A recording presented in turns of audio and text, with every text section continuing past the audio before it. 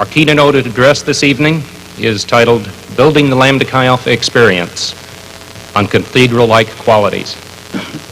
Keynote speaker of any program is charged with the responsibility of setting the tone, providing direction, and renewing the spirit. I'm grateful that our Executive Director, George Spasyk, graciously accepted my invitation to deliver the keynote address at the 19th Leadership Seminar. But before he speaks, let me tell you something about him. George W. Spasyk has served Lambda Chi Alpha for 34 years. He received his bachelor's and master's degrees in business administration from the University of Michigan and is initiate of Sigma Zeta. He joined the administrative staff as a traveling secretary in 1950 and began serving as service secretary in 1951 and continued in that capacity until 1968 when he became executive director. He's been executive director now for 15 years and is only the third person ever to hold that office in the 74-year history of the fraternity. The other two being our beloved Bruce McIntosh and Duke Flad. In 1979, he was elected president of the Fraternity Executives Association, an association of chief executives from 67 national and international fraternities. He's highly regarded in interfraternity circles, the educational community, and by the national news media as a spokesman for the Greek world. He is one of the most sought-after speakers when it comes to the subject of fraternity, having spoken at numerous fraternity, sorority, interfraternity, and collegiate conferences and conventions. He's logged well over 1 million miles for Lambda Chi Alpha and the fraternity system. George's Reflections in the Cross and Crescent is widely read by members and non-members alike. In fact, it was his Reflections article on pledges, who needs them, that sent shockwaves through the fraternity world in 1969. In a very similar fashion, his recently published Reflections article on building cathedrals has inspired the substance of this leadership seminar program. So it is indeed appropriate that he provide the keynote message tonight. His enormous interfraternal involvement notwithstanding, his first love is, has been, and will forever be Lambda Chi Alpha. Brothers, to deliver the keynote address, Executive Director George Spasyk.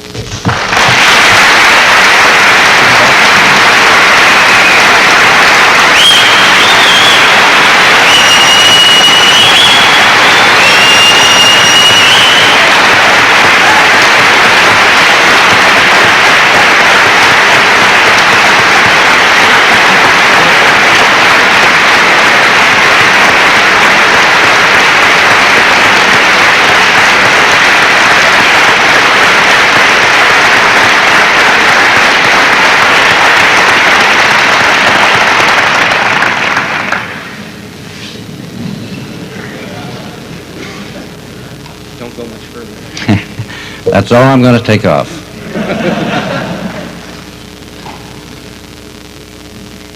Brother Jeff,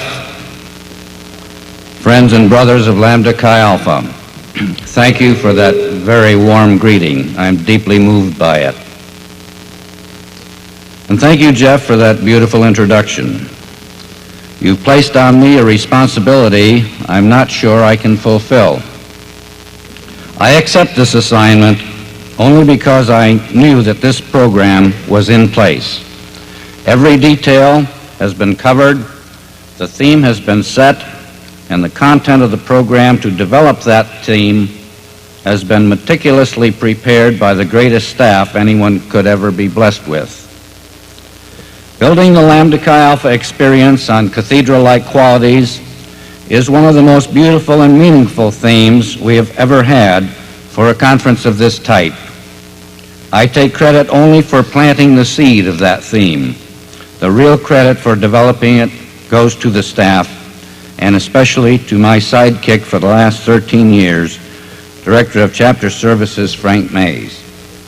Thank you, Frank.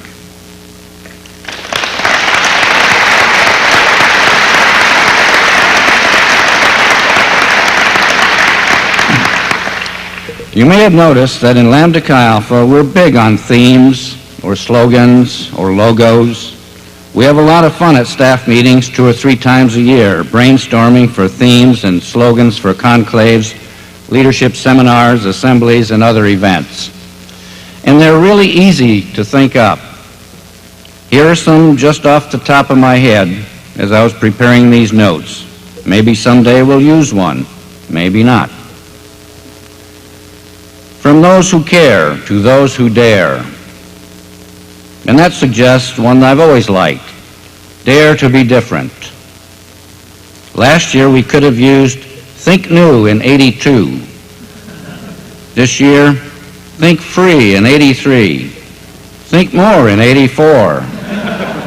Come alive in 85. You know, I could go on to the year 2000 and not run out of them.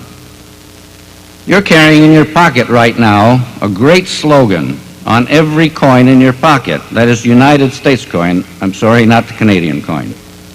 E pluribus unum. One out of many. God, that really depicts fraternity. The winning habit.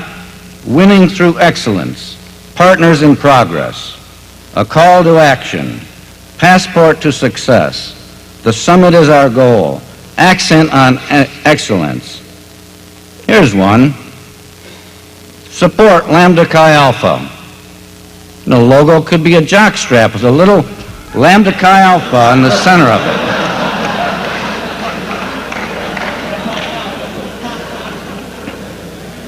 That probably gave Pete another idea for his merchandise program.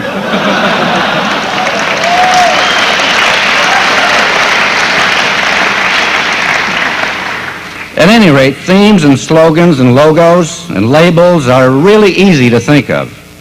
It's the content of the program that these themes represent that require the real work. All of these things remind me of a statement made by the late Dr. Ralph Sockman, a renowned clergyman who had a national radio program and who, incidentally, as a Phi Delta, received our Order of Interfraternity Service Award some years ago. A lady wrote to Dr. Sockman to ask his advice on a spiritual matter. She said, "I was once a Methodist, but decided the Episcopal Church was better fitted to my needs. I tried it a while and found that it wasn't what I wanted, so I joined the Presbyterian Church. Later I decided that the Baptist Church would be better for me, and now I want to make another change. To what denomination do you think I should go?" And Dr. Sockman's immediate answer was, "My druggist tells me it doesn't make any difference what kind of label you put on an empty bottle." So all a slogan or theme can do is set the tone. The content of the program and its ultimate implementation are the important elements. So in this keynote, all I can hope to accomplish is to set the tone for what happens in the next few days here. Then it's more important what you do with what you learn here. We have some 500 undergraduates at this seminar, but that's a mere 5% of our total undergraduate membership. If the inspiration and knowledge you gather here remains inside your workbook without ever seeing the light of day, then your time here is really wasted, and so is ours. Don't exemplify the old definition of learning, which said that too often what passes for education is when ideas go from the notes of the instructor to the notebooks of the students without ever passing through the minds of either. On developing the theme of building the Lambda Chi Alpha experience on cathedral-like qualities, you should have learned by now, if you've looked through the program and workbooks, that you are being exposed to the new standards for chapter excellence program. And you will find that the expectations of this program are that we, as members and as chapters, live by the highest standards we are capable of achieving. Recently, I had to confront a group of members who had been caught in a destructive prank. Prank being a generally accepted term for vandalism not exceeding $500. And I told these members, Lambda Chi Alpha places a high value on your freedom to choose. We begin with the clear premise that you are capable of good judgment. When you select a pattern of behavior for yourselves, that freedom of choice mandates that you take responsibility for your actions. Now, that's not all that profound or new. I have to believe that just about everyone in this room would accept that premise. So I was somewhat shocked and disappointed when one of the members shook his head and mumbled, "Come on now, we're brothers. Don't lay that heavy stuff on me." And I know he was saying, "I know my lower limit. Why do you expect a higher one?" I'm sorry, but I will always keep my sights on higher rather than lower expectations. And that's what prompted me to sit down and write my reflections on building cathedrals. Cathedrals are not just brick or stone, mortar and glass, walls and wood. They are living monuments, whether they be church cathedrals, cathedrals of learning, or cathedrals of the spirit. I was convinced that while Lambda Chi Alpha has always had minimum standards, that the quality of life in many of our chapters and for many of our brothers had seriously eroded. I have also felt strongly that while man is not perfect, he should always strive for perfection, and that while human institutions, such as fraternities, while they cannot be perfect, they are perfectible, that man can rise above nature. Every spring, we're reminded that on April 15, now some 70 years ago, the unsinkable Titanic sank, carrying with it the lives of 1,500 passengers and crew. In reading accounts of that tragedy, it was evident that the country was more stirred by that event than any other in our history up to that time. America had not yet become desensitized by the enormous casualties of subsequent wars and holocausts. And I saw reprinted this spring 2 illustrations that appeared in the New York Times following that tragedy some 70 years ago. One was a drawing of the Titanic striking the iceberg and crumpling like an eggshell. And underneath the illustration was this caption: "The weakness of man, the supremacy of nature." But alongside was another picture of one of the passengers stepping back to give his place, the last place in the last lifeboat, to a woman with a child. And underneath that drawing was this caption: "The weakness of nature, the supremacy of man." We can do more than just build walls. Let's build cathedrals. Let's take just one standard, for example, the vital standard of ritualism, which includes adherence to prescribed procedures and performance. The ritual, it has been said before, is about the only element of the fraternity that has remained essentially unchanged since Dr. Mason, with some help from a few others, completed it in 1913. Its procedures and performance are prescribed. Part of its lasting beauty is in its simplicity. Yet we see in many of our chapters variations and embellishments bordering on the bizarre. Let me state unequivocally, the ritual of Lambda Chi Alpha needs none of that.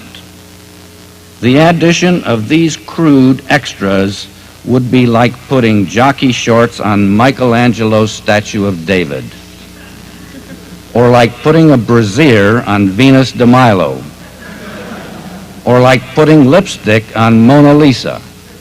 We don't need it. We don't want it. Please stop it. You will see the ritual properly performed Saturday night. That's the way it should be done all the time. Another thing I'd like to stress is don't be intimidated by the standards program, and don't complicate it. Here I must confess, when I first saw the list, several pages long, my first reaction was, this may be too much too soon. But then when I actually read through them and saw how each dovetailed with the others, The resulting pattern was a beautiful mosaic, or like a stained glass window, with each element absolutely essential to the whole.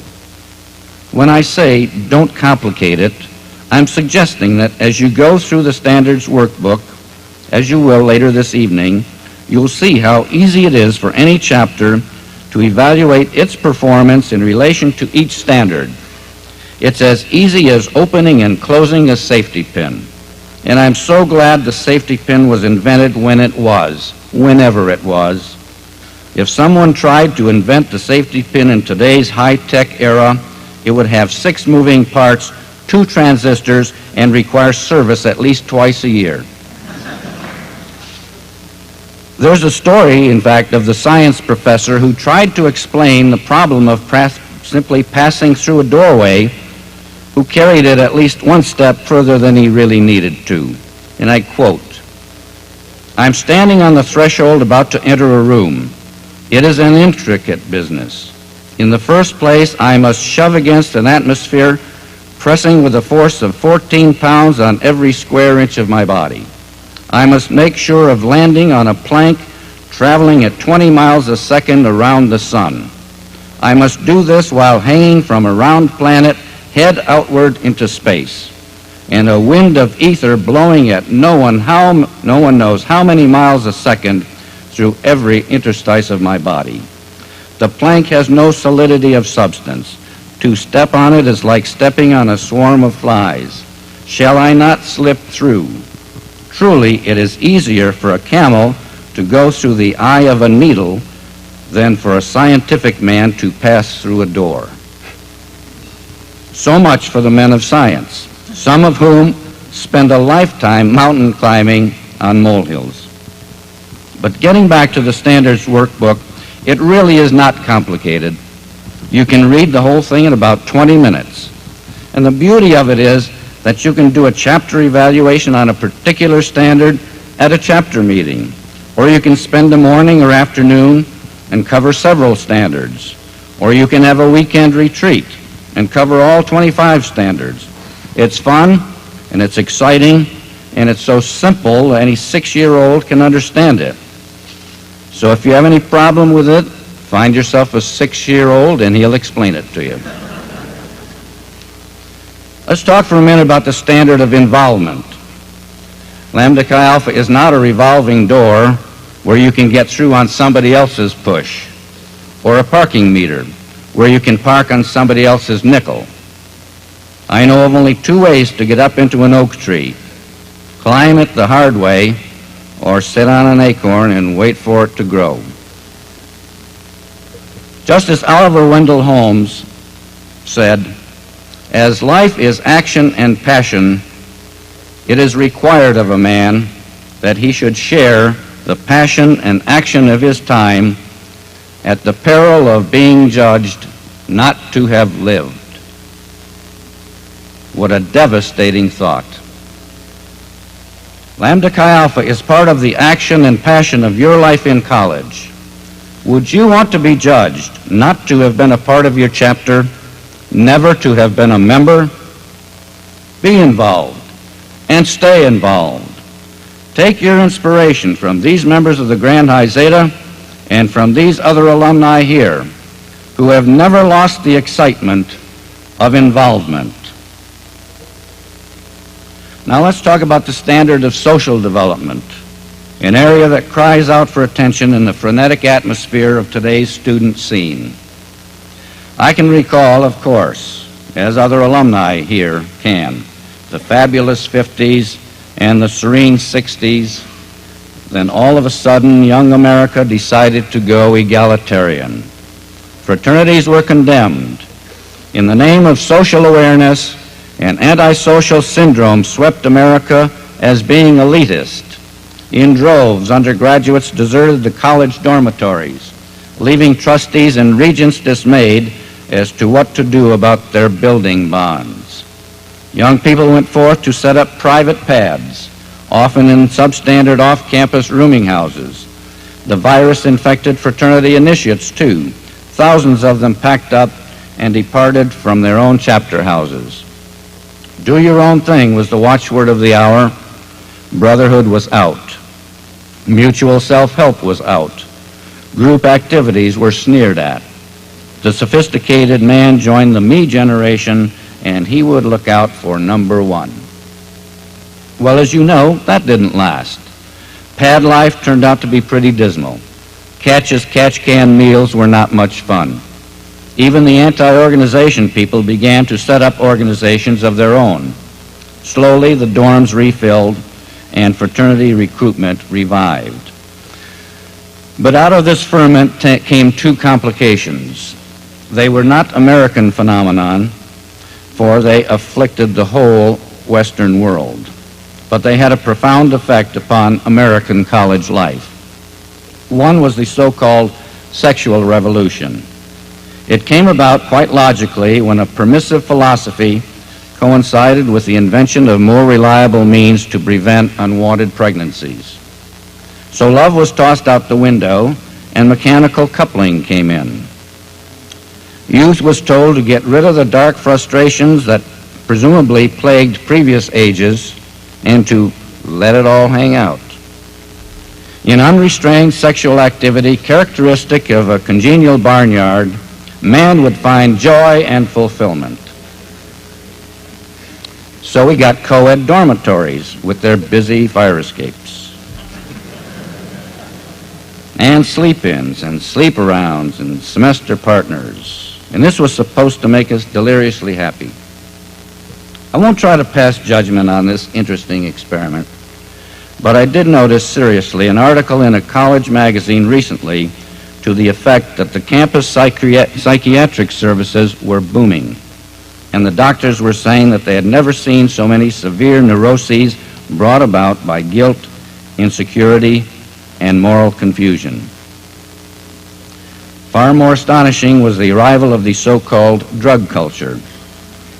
Man had had experience with drugs long before the first records were written.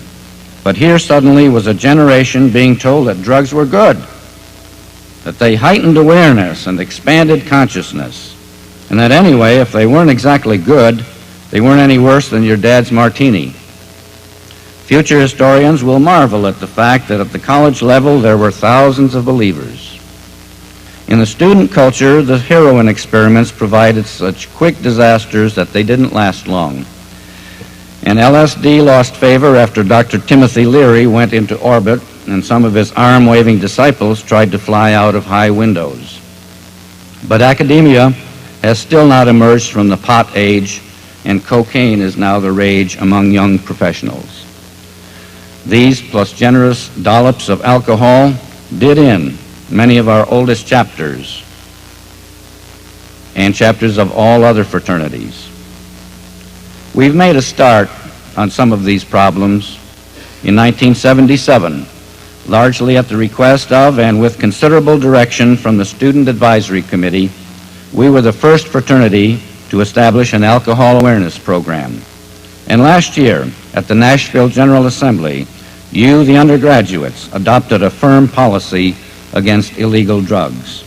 Other fraternities are now coming to us for guidance on this problem, as they have in the past on so many other problems. Now, I'm not going to dwell on all 25 standards. All of them will be covered in detail during the course of the next several days. But let me mention briefly the standard of recruitment. Jeff said we seem to have reached a plateau on membership. Now, I've stood on several plateaus in New Mexico and Arizona. They're not all the same. Often the rise in every plateau eventually ends. At the end of some, you reach a point where the landscape rises, and ahead of you are new heights to be scaled. Others at the end, at the edge of a precipice, and the only direction is down. What kind of plateau are we on? I don't know.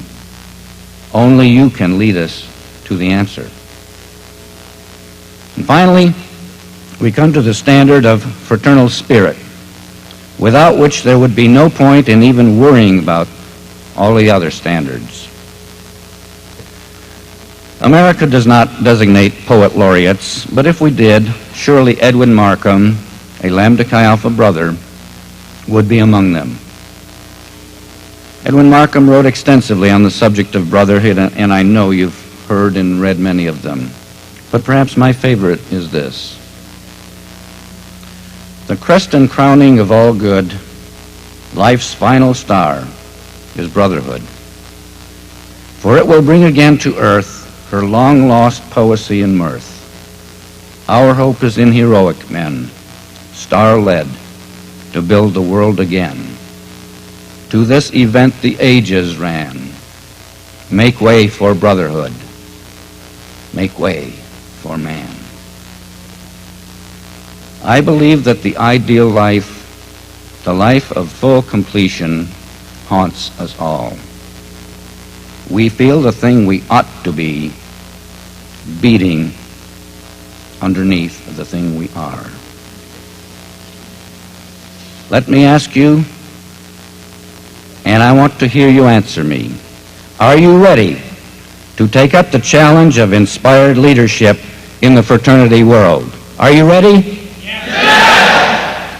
Are you ready to commit yourself to the standards for chapter excellence? Are you ready? Yes. Are you ready to start building cathedrals? Yes. Then start out tonight and tomorrow morning, guided by these words from the Sanskrit. Look to this day, for it is life, the very life of life. In its brief course lies all the truths and realities of your existence, the bliss of growth, the glory of action, the splendor of achievement. For yesterday is but a dream, and tomorrow is only a vision. But today, well lived, makes of every yesterday a dream of happiness, and of every tomorrow a vision of hope. Look well, therefore, to this day. Such is the salutation of the dawn.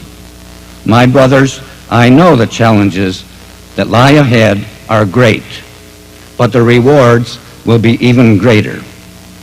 Let us meet those challenges and enjoy those rewards together. Thank you, and God bless you.